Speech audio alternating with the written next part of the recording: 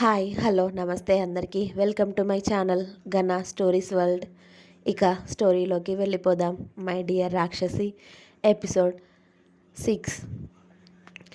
ఆర్యన్ అవంతికని చూస్తూనే తన వర్క్ చేసుకుంటూ అవంతికకి కావాల్సిన డ్రెస్సెస్ ఐటమ్స్ అన్నీ ఆర్డర్ పెట్టేశాడు. ఓవైపు మెల్లిగా 10ంటికి మెలకువ వచ్చింది అవంతికకి. ఆమె కళ్ళు తెరిచి పక్కకి చూసేసరికి ఆర్యన్ ఆమె పక్కనే కూర్చుని వర్క్ చేసుకుంటూ కనిపించాడు. ఆమె కదలగానే ఆర్యన్ అవంతికని చూసి గుడ్ మార్నింగ్ రాక్షసి అన్నాడు. గుడ్ మార్నింగ్ అండి అంటూ మెల్లిగా ఆర్యన్ పక్కకి జరిగి అతడి ఒళ్ళో తల పెట్టుకొని పడుకుంది అవంతిక. అది చూసి ఆర్యన్ చిన్నగా నవ్వి లేవవే పొట్టిదానా అన్నాడు. ఆహా నిద్రొస్తుంది ఇంకా అంది అవంతిక. నువ్వు ఇలానే ఉంటే నేను మార్నింగ్ సెషన్ స్టార్ట్ చేస్తా చెప్తున్నా అన్నాడు ఆర్యన్. వద్దు ఆర్యన్ గారు, ఇప్పటికే బాడీ పెయిన్స్ చాలా ఉన్నాయి, అస్సలు ఓపిక లేదు నాకు అంది అవంతిక ఆర్యన్ని చూస్తూ. ఆమెని అలా చూసి పాపం ఆర్యన్కి కూడా బాధేసి ఓకే కాసేపు పడుకుంటావా అని అడిగాడు అతడి ఒడిలో ఉన్న ఆమె జుట్టుని వెనక్కి అంటూ. హా అని నిలువుగా తల ఊపింది అవంతిక. ఓకే పడుకో అంటూ ఓవైపు ల్యాప్టాప్లో వర్క్ చేస్తూనే ఓ చేతితో అవంతికకి జో కొడుతూ ఉన్నాడు. అతడు జో కొడుతూ ఉంటే ఆర్యన్ ఒడిలో వెచ్చగా హాయిగా ఏ బాధ లేకుండా నిద్రపోయింది అవంతిక. ఆమె మళ్ళీ మధ్యాహ్నం లేచేసరికి ఇంకా ఆర్యన్ ఒడిలోనే పడుకుంది. అప్పుడు మెల్లిగా లేచి కూర్చుని అతడి భుజంపై తలవాల్చి అతడు వర్క్ చేస్తూ ఉంటే చూస్తూ ఉంది. రాక్షసి అని పిలిచాడు ఆర్యన్. హా ఆర్యన్ గారు అంది అవంతిక. ఫ్రెష్ అయి రాపోవే, నీకోసం డ్రెస్సెస్ తెప్పించా, వెళ్ళి అవి చూసుకోపో అన్నాడు. అలాగే అని అవంతిక మెల్లిగా బెడ్ దిగి అతడు తెప్పించిన డ్రెస్సెస్లోనే ఒక డ్రెస్ తీసుకొని వాష్రూమ్కి వెళ్ళి ఫ్రెష్ అయి డ్రెస్ వేసుకుంది. అసలు ఆమె కోసమే కుట్టినట్టు తీర్చిదిద్దినట్టుగా ఉన్నాయి ఆ డ్రెస్సెస్ అన్నీ కూడా.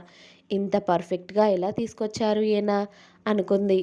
అదే అనుమానంతో తల తుడుచుకుంటూ బయటికి వస్తున్న అవంతికని చూశాడు ఆర్యన్. ఏంటే ఏం ఆలోచిస్తున్నావు, కరెక్ట్గా నీకు సెట్ అయ్యేలా ఎలా తీసుకొచ్చాను అనుకుంటున్నావా అని అడిగాడు. హా అంది అవంతిక. ఇన్ని రోజుల్లో నీ సైజెస్ కరెక్ట్గా తెలిసిపోయాయి, అదే నోట్ చేసి కరెక్ట్ అవే సైజెస్ కావాలి అని చెప్పాను, కరెక్ట్గా ఆ సైజ్ డ్రెస్సెస్ వచ్చాయి. భలే ఉన్నావే ఈ డ్రెస్లో అన్నాడు ఆర్యన్. ఇన్నర్స్ కూడా కరెక్ట్గా ఆమె సైజెస్ ఉండడంతో ఆమె బాడీ కొలతలు అతడు ఎంతలా కొలిచాడో అప్పుడు అర్థమవుతుంది ఆమెకి. దాంతో ఆటోమేటిక్గా ఆమె బుగ్గలు ఎరుపెక్కి ఇక అక్కడ ఉండలేక బాల్కనీలోకి వెళ్ళి తల తుడుచుకుంటూ ఉంది. ఆమె సిగ్గుని మురిపెంగా చూస్తూ ఉన్న ఆర్యన్ అతడి వర్క్ కూడా కంప్లీట్ అవ్వడంతో ల్యాప్టాప్ పక్కన పెట్టి అవంతిక వెనకాలే వెళ్ళాడు. ఆర్యన్ వచ్చేసరికి అవంతిక కింద ఉన్న గార్డెన్ అంతా చూస్తూ ఉంది. రాక్షసి అన్న పిలుపు ఆమెకి అతి చేరువలో వినిపించడంతో ఓరగా ఆర్యన్ వైపు చూసింది. ఎందుకే అలా రాక్షసిలా చూస్తావు అంటూ ఆర్యన్ అక్కడ వాల్కి ఆనుకొని అవంతికని అతడి పైకి లాక్కొని ఆమె తడి జుట్టును సవరిస్తూ ఇంకో 5 డేస్లో మన పెళ్ళి అని చెప్పాడు. పెళ్ళి అనగానే సంతోషం అనిపించినా కూడా మళ్ళీ అతడు వదిలేస్తా అనే మాటలకు వెంటనే బాధ కూడా వచ్చి చేరింది అవంతికకి. అవంతిక ఏం మాట్లాడకుండా ఆర్యన్నే చూస్తూ ఉంటే నీకిష్టమే కదా అని అడిగాడు ఆర్యన్ మరోసారి. హా అంది అవంతిక. నోరుంది కదా నీకు, నోటితో చెప్పు అన్నాడు ఆర్యన్. ఇష్టమే అండి అంది అవంతిక మెల్లిగా. హా గుడ్ గర్ల్ అంటూ మరి మన పెళ్ళికి షాపింగ్ చేయవా అన్నాడు. అవన్నీ నాకు తెలియదండి, మీకు నచ్చినవి ఏవైనా సరే తీసుకురండి అంది అవంతిక.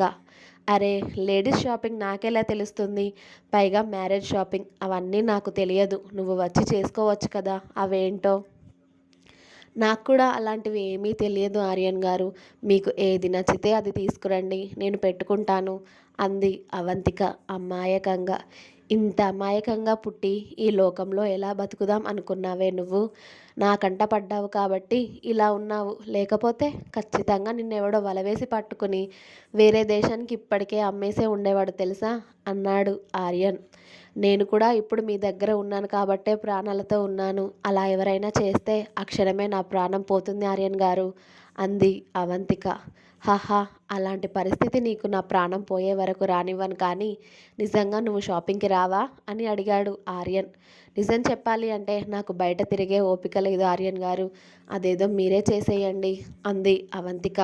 ఆమెను అతడు ఎంతలా ఇబ్బంది పెట్టాడో గుర్తుకు వచ్చింది ఆర్యన్‌కి. సారీ బంగారం. నీ అందాలను చూస్తూ నేను ఆగలేకపోయానే. కాస్త డీప్‌గానే హర్ట్ చేసినట్టున్నాను నిన్ను. సారీనే అన్నాడు ఆర్యన్ మెల్లిగా అవంతిక చెవిలో. అయ్యో! పర్లేదు ఆర్యన్ గారు అంది.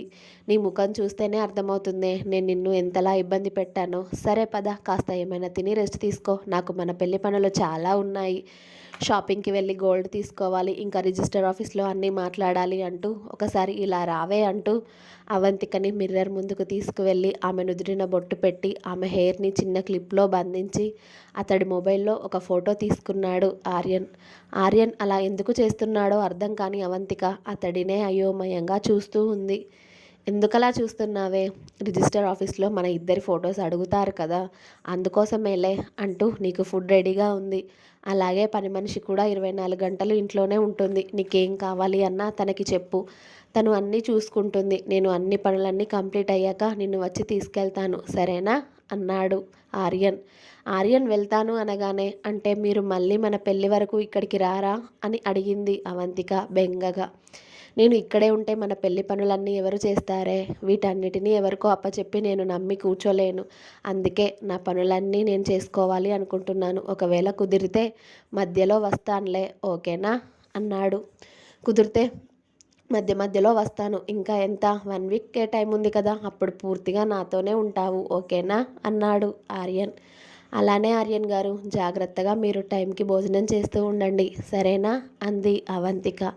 ఓకేలే నేను తింటాను కానీ నువ్వు కూడా కాస్త తినవే. గాలి వస్తే కొట్టుకుపోయేలా ఉన్నావు నువ్వు. నన్ను భరించాలి అంటే నువ్వు ఇంకా స్ట్రాంగ్ అవ్వాలి అని కొట్టాడు ఆర్యన్.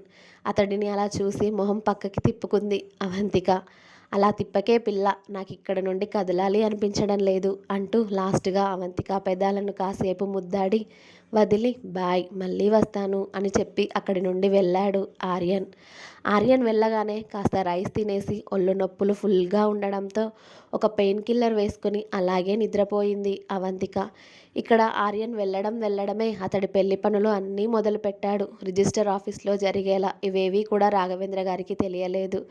ఆయనకి తెలిస్తే పెళ్లి జరగాలి, చుట్టాలు రావాలి, భోజనాలు పెట్టాలి అని అన్ని పెద్ద పెద్ద కార్యక్రమాలు చెప్తారు అని రాఘవేంద్ర గారికి తెలియకుండా జాగ్రత్త పడ్డాడు ఆర్యన్. ఆర్యన్ చెప్పినట్టే వారం రోజులు అవంతిక దగ్గరికి వెళ్ళలేదు. అతడు పెళ్లి పనుల్లో ఇంకా ఆఫీస్ పనుల్లో ఫుల్గా బిజీ అయ్యాడు. ఇక అవంతిక పని మాత్రం రోజు మార్నింగ్ లేవడం, గార్డెన్లో కాసేపు కూర్చోవడం, నడవడం, అలా టీవీ చూస్తూ గడిపేయడం. అంతే. తనకు కావాల్సిందల్లా ప్రతి ఒక్కటి ఆమె చెంతకే వస్తూ ఉంది. ఎలా ఉండే తన బతుకు ఆర్యన్ వల్ల ఎలా అయ్యింది అని తలుచుకుంటూ ఉంది అవంతిక. అయినా ఆర్యన్ గారికి నాకన్నా ముందు అమ్మాయిలతో సంబంధాలు ఉన్నాయి కదా! మరి నన్నే ఎందుకు ప్రత్యేకంగా పెళ్లి చేసుకోవాలి అన్నారు? సంవత్సరం పాటు ఆయనతో ఉండాలి అనుకుంటున్నారు అనుకుంది అవంతిక. ఇదే విషయం ఎవరితో అయినా మాట్లాడదామంటే ఇక్కడ వాచ్మెన్, ఇంట్లో పనిచేసే ఆవిడ తప్ప ఎవ్వరూ లేరు. తనకి ఈ ఊరు కొత్తే, ఆర్యన్ కొత్తనే, ఆ ఇల్లు కొత్తే, అన్నీ కొత్తవి. సో ఆర్యన్ ఎలా చెప్తే అలా చేయడమే ఆమె పని. ఇక ఆర్యన్ రాకపోవడంతో అసలు వాళ్ళ చెల్లి గురించి తెలుసుకోవడం ఎలా అనుకుంటూ ఉంది అవంతిక. దేశం కాని దేశంలో నా చెల్లి ఒక్కతే అక్కడ ఎలా ఉందో ఏంటో అని తెగ బాధపడింది. రేపు పెళ్ళి అనగా రాత్రికి అవంతిక దగ్గరికి వచ్చాడు ఆర్యన్. అతడిని చూడగానే అవంతిక మొహం మతాబులా వెలిగిపోయింది. ఆర్యన్ గారు అంటూ అతడికి ఎదురుగా వెళ్ళింది అవంతిక. ఆమెను చూడగానే స్మైల్ చేసి ఏంటే ఇంకా పడుకోకుండా మెలకువతోనే ఉన్నావు అన్నాడు ఆమె భుజం చుట్టూ చేయి వేసి. ఇక్కడ నాకేం పని లేదు కదా ఆర్యన్ గారు. మధ్యాహ్నం కాసేపు పడుకున్నాను. అందుకే ఇప్పుడు నిద్ర రాలేదు. టీవీ చూస్తున్నాను కాసేపు. భోజనం చేశావా? నేను అప్పుడే తినేశాను ఆర్యన్ గారు. మీకు తీసుకురానా అని అడిగింది అవంతిక. వద్దే, నేను కూడా బయట తినేసి వచ్చాను. ఇదిగో రేపే మన పెళ్ళి, నీకోసం ఇదిగో ఈ చీరలు నగలు తీసుకున్నాను. నీకు నచ్చాయో లేదో చూడవే అని పెద్ద పెద్ద కవర్స్ అవంతిక ముందు పెట్టాడు ఆర్యన్. అవన్నీ నాకు తెలియదు ఆర్యన్ గారు, మీరు తీసుకొచ్చారు కదా, బాగానే ఉంటాయి, నేను రేపు పెట్టుకుంటానులేండి అంది అవంతిక మెల్లిగా. నువ్వేంటే ఇలా ఉన్నావు? వేరే ఎవరైనా అయితే షాపింగ్ అంటే ఎగిరి గంతేస్తారు తెలుసా. అదే గోల్డ్ ఇంకా బట్టల కోసం ఎగబడతారు. అలాంటిది నువ్వు కనీసం వాటిని చూడడం కూడా చూడడం లేదేంటి అని అడిగాడు ఆర్యన్. నాకు అలాంటి వాటి మీద మోజు లేదు ఆర్యన్ గారు. నేను నా చెల్లి, నాకు ఇదే ప్రపంచం. తనని బాగా చదివించి ఇద్దరికీ రోజు కడుపు నిండా తిండి పెడితే అదే నాకు 10,000. అలాంటి నా జీవితాన్ని మీరు ఇక్కడి వరకు తీసుకువచ్చారు అంది అవంతిక. ఇంకా ఉంది. నెక్స్ట్ ఎపిసోడ్ రేపు వస్తుంది. మీకు నా స్టోరీ కనుక నచ్చినట్టయితే like, share, comment and subscribe. Please subscribe Gana stories world and thank you.